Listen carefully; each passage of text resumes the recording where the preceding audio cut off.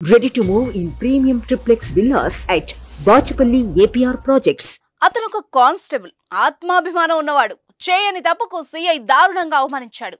60 మంది పోలీసుల ముందు తన పరువు తీసేశాడు. చెప్పాగా ఆత్మాభిమానం ఉందని వెంటనే జాబ్ కు రిజైన్ చేసి వెళ్లిపోయాడు. కట్ చేస్తే సివిల్స్ లో గొప్ప ర్యాంక్ సాధించాడు. ఈ మధ్యలో ఏం జరిగింది? Let's watch.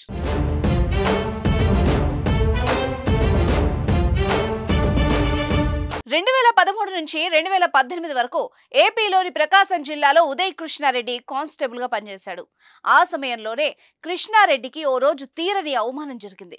వ్యక్తిగత ద్వేషాన్ని మనసులో పెట్టుకున్న ఓ ఉన్నతాధికారి చేసిన అవమానం అతన్ని ఉద్యోగంలో ఉండనివ్వకుండా చేసింది.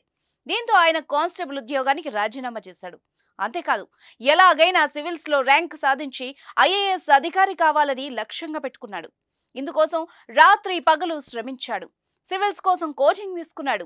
పౌరుషంతో రాజీనామా చేసి వెళ్లిన ఉదయ్ పట్టుదలతో చదివి అఖిల భారత సర్వీస్ ఉద్యోగాలకు ఎంపికయ్యాడు.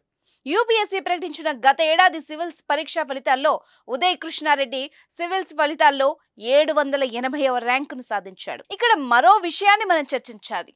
6 ఏళ్ల క్రితం ఉదయ్ను సీఐ అవమానించారు కదా. ఆ అవమానం జరగకపోతే ఉదయ్ అలాగే కానిస్టేబుల్ గా మిగిలిపోయేవాడు కదా. మహా అయితే హెడ్ కానిస్టేబుల్ అయ్యేవాడు. కానీ అవమానమే అతనిలో పట్టుదలను పెంచింది. ఉదయ్లో దాగి ఉన్న శక్తిని తట్టి లేపింది. ఏనాడైతే అవమానం జరిగిందో ఆ రోజే తన గమ్యం మారింది. లక్ష్యానికి బీజం పడింది. అందుకే అంటారు, ఉలి దెబ్బలకు బాధపడితే శిల శిల్పం అవుతుందా అని. సో ఆ సీఐకి ఉదయ్ థ్యాంక్ యూ చెప్పినా పర్వాలేదు. సరే, ఇందులో మరో ట్విస్ట్ కూడా ఉంది.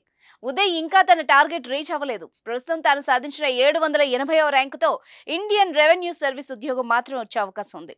దీంతో మరోసారి సివిల్స్ రాసి ఎలాగైనా ఐఏఎస్ సాధిస్తానని కృష్ణారెడ్డి ధీమా వ్యక్తం చేస్తున్నాడు.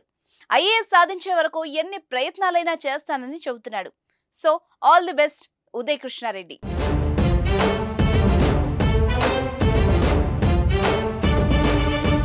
సుమన్ టీవీలో మీ పర్సనల్ అండ్ బిజినెస్ ప్రమోషన్స్ కోసం కింది నెంబర్కి కాంటాక్ట్ చేయండి.